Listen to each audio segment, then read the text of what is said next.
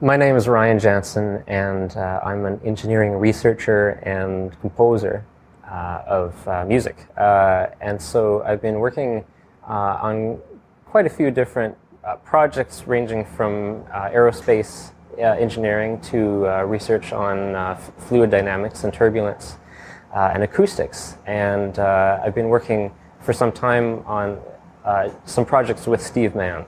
And it's been many of them have been very interesting experiences, and I think that some of this technology that we're working on has quite a few broad implications for society and raise a lot of questions, philosophical questions about existing aspects of our society.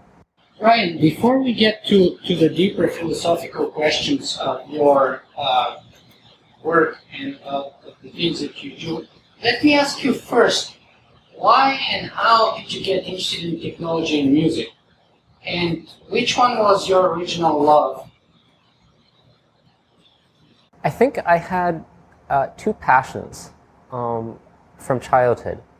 So as a kid, I grew up in a very nice small town, actually the southernmost town in Canada, in kind of a rural setting, and I had this inclination to really understand technology and install it actually out in the forest, where my cousins and I would be talking on intercom radios and actuating different sensors and lights out in the forest. Now this is kind of a fun thing to do as a kid, and then eventually I started a small technology consulting company starting from elementary school, and eventually that evolved into doing consulting work for a motion picture and for meteorological research, Environment Canada, the Government of Canada. And so my passion for technology has always been there.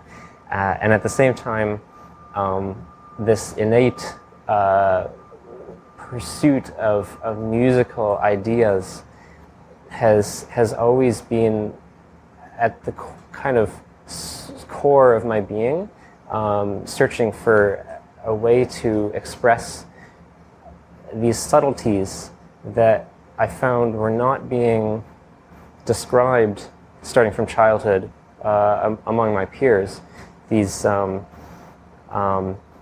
feelings or these strong emotions that I would be sensing in the world around me, whether that be in natural landscapes or the passions of different stories around the world that I would feel had music in them, and so there's this kind of soul that's always wanting to be there in the music that I create.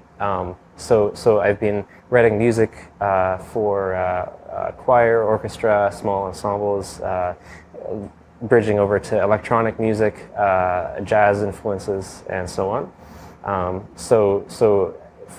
Within that, I've also been working on quite a few more high-tech performances, and often my problem is that I get so involved with performances that I end up doing many things at the same time in terms of writing and arranging and directing performers, but also having a strong technological component, including video projection and processing of sound, and all of that is kind of in order to better express whatever experience or emotion there is to the audience and among the performers. So it's been an interesting adventure. Let me stop you here for a second and challenge you. I don't think you're quite giving us the whole picture. You're saying that you have two passions, technology and music. I think both you and Steve actually have a third passion too, which is clearly nature, or being one with nature, being in harmony with nature. So, can you talk a little bit about this? I actually can go even as far as to claim that for you too, being one with nature and in harmony with nature is clearly an overarching concern. In other words, both technology and music, in a way, have to fit inside of nature rather than oppose it. So would you mind talking a little bit about that? Well, I think that for me, on a personal level, many of my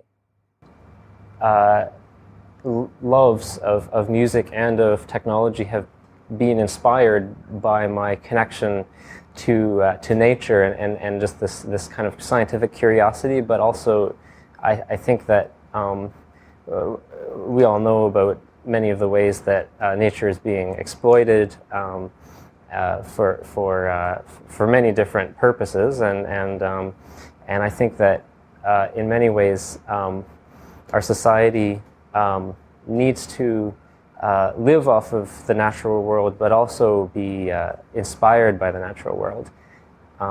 And one thing I've also noticed with people in different areas of research that are pursuing some kind of technology, so developing any new technology, there's this one aspect that sometimes is missing, and that is kind of a pursuit of technology that can create a more just society, a technology that can open up lots of philosophical questions and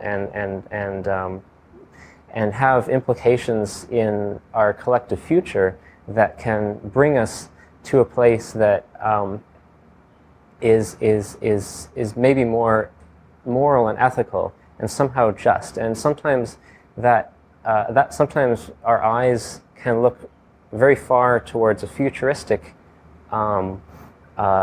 imagination of things, but also it sometimes can draw us back towards our earlier types of civilization that is closer to the natural world, not disconnected.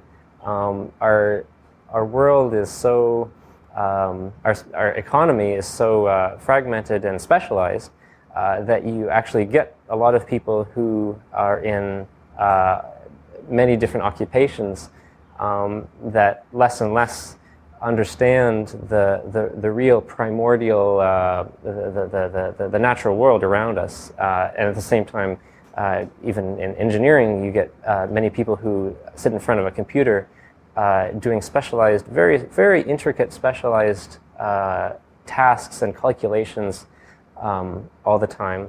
But they may no longer know how to screw a screw into the wall, kind of thing, and so a lot of these things speak to maybe a disconnect from the reality of the world around us as we get absorbed into pursuits, and even in technology. One thing that I notice is this this pursuit of one's own agenda, and sometimes that's careerism, where a lot of people seem to be pursuing technology for its own sake, and I think that the singularity community is right for looking to the future and trying to plan for a future world, and trying to imagine what that might be. But I myself am not, I wouldn't call myself a futurist. I wouldn't call myself a person who would want to hypothetically and arbitrarily pursue any of many possible futures. I think we should be seriously thinking about what society we want and what kind of world that we want to live in that is more just. And sometimes that doesn't come from pursuing any arbitrary technology, but it can come from really seriously understanding philosophical issues about human nature even, which is not a technological issue necessarily, but I think people who are scientists and who are engineers, and also who are in the arts, who are musicians, who are visual artists, need to seriously think not necessarily always about their own careers and about whatever they're doing to try to gain success, but they have to think about what can make their effect on the world and how it fits in the bigger picture. So I just discovered that you have a fourth passion, which is philosophy and ethics. For sure, yeah. And where is that coming from? Actually, I could speak a lot to that. Now let me see here. Well, we live in a world today, for example, if you take the United States, where a lot of what people see in the world around them, in terms of media, the media landscape is controlled by, much of it is controlled by 5 very successful companies that influence much of what most Americans perceive about the world around them. And sometimes I question whether that is necessarily a good thing. And in our different democratic countries, we have kind of a good control system over society where we can elect our governments.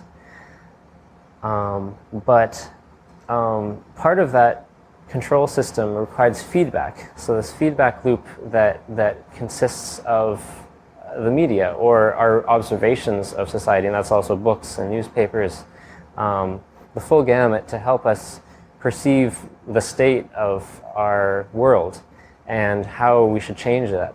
And I think that it's important that not get corrupted by people's other interests that might conflict with an honest assessment of what the situation is. And there is now so much interest in careerism, and if you look at many of journalists, it's more of an issue of maybe the news desk, where there's more of an interest in not alienating viewers or readers by not speaking out when there's some kind of thing that might jar people. And jarring is what we need. And I think Steve Mann does that well with his provocative questioning, the way he lives out his life as a cyborg, and that's created so many different situations that have caused people to question things that they assumed are the natural order of things. Question the assumption that surveillance is always good if it increases in its prevalence, and I think we need more of that among scientists as well as journalists, and also in the arts. It seems like artists sometimes artists get absorbed in a world of expressing the non-understandable, or expressing things which are not meant to have meaning interpreted. But I think that it's important to also have somebody who is creating art, whether that's music or visual art, poetry, so on, that actually does have meaning and speak to honest truths in the world around us, and the world that might be. So people who are interested in singularity issues, and people who are interested in the future of our society, I think there needs to be more of these questions being raised among artists, musicians, composers, scientists, journalists, rather than just pursuing the same old grind every day, kind of, I just need to get my job done. So, Ryan, let me ask you, is the hydrolophone the embodiment of what you were talking about, the coming of nature and technology in one? And if yes, why should we care about playing it? I mean, what's this? I mean, we talked about the sound and so on, but the sound of a symphony orchestra sounds pretty good too. Why should we have water sound? Well, it's the hydrolophone is an instrument that does bring us back to nature, and in fact, we've done some concerts out in forests, for example, and that's been a pretty interesting experience because you kind of even in the act of performance, the expression that you put into the music, even if it's pre-composed or if it's improvised, is really affected by your surroundings. And there's something that you can put into music through a connection to the natural world that you can't get if you are only in a performance hall or only sitting behind a desk every day writing out musical notation. There's some kind of connection to the world around us that can inspire, and I think the hydrolophone really has this soulful quality to its sound and the way that it's performed in the first place that kind of throws a monkey wrench into even so many concert performances. So for example, notice that many of the concert halls where we've had performances with hydrolophone and orchestra or solo hydrolophone pieces, usually it's the very best performance halls in the world that they say, okay, we want this performance to happen. It's usually the more mediocre concert halls where there's a performance that's being set up, but then all of a sudden usually some kind of facilities manager comes running out screaming about the possibility of drops of water getting on the floor and so on. But really it's the best performance halls and the most keenly aware conductors, for example, who realize we have to make this happen, and so it's really led to some very interesting performances around the world. What are some of your favorite projects you've done so far? So some of the performances with hydrolophone, there have been a number of them in New York City, San Francisco, in Orlando, Copenhagen. Was an interesting performance because it took place, it was kind of an experimental music performance, but it took place at a place called the Vandkulturhuset, and in Danish that means water culture house. So it has this very interesting performance area where half of the audience, in this case, was sitting in fine attire in seating for this concert. The other half of the audience was using snorkels and were able to swim through water to be able to hear the sound more directly of these instruments. So there were some hydrolophones underwater and some above water and other instruments as well. And so some of the performers slash scientific demonstrators of this event were going back and forth between above water and underwater. One of the people was actually a certified scuba person, so he was able to stay underwater for the full duration of the performance. So some of these kind of unusual events that combine science with music. Some of the performances with hydrolophone not only involve music, but also kind of an understanding of science, so science demonstrations, because the hydrolophone really raises a lot of issues, of fundamental issues of physics that are really good tools for science education. And also, it's actually required a lot of research, physics research, to be able to actually make these instruments. So hydraulophones make their sound by vibrations occurring in water or other liquids. And we were looking back in the past to see if anyone had built something like this before. Now, of course, there are other instruments. You take a wine glass, for example, and fill it with water, and you can make tones, or bowls that are filled with water. But in those cases, it's not actually the water that's causing the initial vibration. The initial vibration happens in solid matter, or sometimes gas, blowing air through pipes, and the water only tunes the note or affects the sound somehow. And the same thing with the installation using ocean waves, where it's actually requiring air to allow the sound to be emanated. And actually, dolphins and porpoises, when they make their calls underwater, they're actually cheating. So dolphins and porpoises, they ingest a small bubble of water, of air, when they're underwater, and that aids in the sound production. So we were actually looking back in history to see if anyone has actually made an instrument that purely makes sound from vibrations in water. And we were looking back, and eventually we found that the ancient Greeks had an instrument they called the hydraulis. That was their water organ. But it turns out that the hydraulis only used water as a source of pressure to drive air, force air through pipes.